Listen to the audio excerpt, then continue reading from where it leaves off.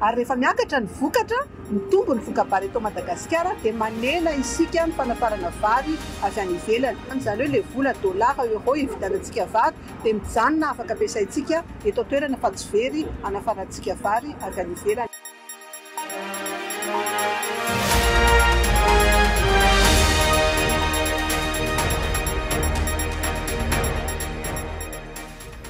Fa eo amin'izay tontolon'ny fambolena izay hatrany, nanamafy ny sekretera-panjakana misahana ny fahavitantena ara-tsakafo fa tena ilaina ary adidin'ny fitondram-panjakana ny manohana ny tantsaha hamokatra.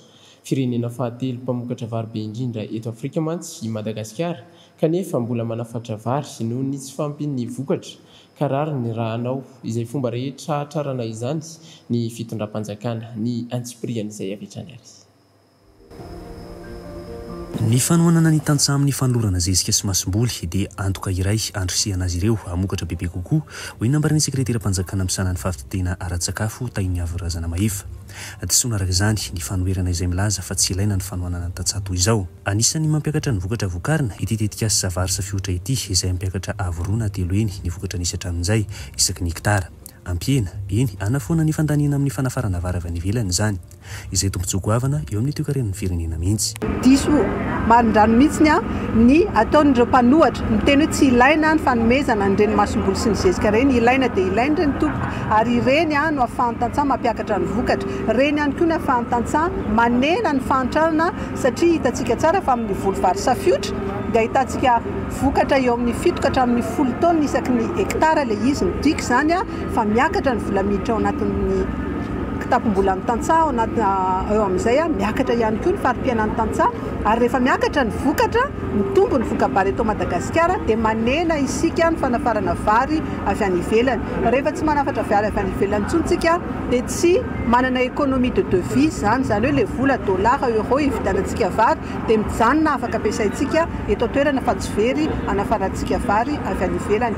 Nanamafy izany ihany koa ny solombavam-baovao vita ao amin'ny distrikina Parafaravola, izay nanipika fa ilain'ny tantsaha ny fanohanana toy izao, satria mifampiankina ny rano, ny toetrandro, ny masomboly sy ny toetany amin'ny alalan'ny zezika ahafahana mamokatra vokatra tsara. Ka ny tohana tahaka izao dia manampy ireo tantsaha izay voatery midtrosa teo aloha noho ny fahasahiranana. Ilaina dia ilaina ny fifanampiana toy ireny fa tsy marina izany hoe tsy ilaina, tsy maintsy fampitantana ny vahoaka sy fitondram-panjakana, adidin'ny fitondram-panjakana mijery ny vahoaka fa tsy vitan'ny vahoaka rery, izay koa ny antom-pisian'ny fitondram-panjakana dia ilaina hoy zahay, tena ilaina ary mbola tena sitrakay dia sitrakay reny fampanantenana be dia be nomeny filoha reny amin'ny tontolon'ny fanatsarana ny fambolena, reny fampitaovana izay nampanantenana reny mino izay fa ho tonga tsy ho ela. Manantenany azy vokatra tsara ireo tantsaha ny sitraka ty anampamokarana vary safihotra ity, izay nambaran'izy ireo fa tsy sarotra fa mora ianarana kokoa. Isan-taona zao indray taona keo amin'ny hektara keo amin'ny 4 taona keny farany mahazo.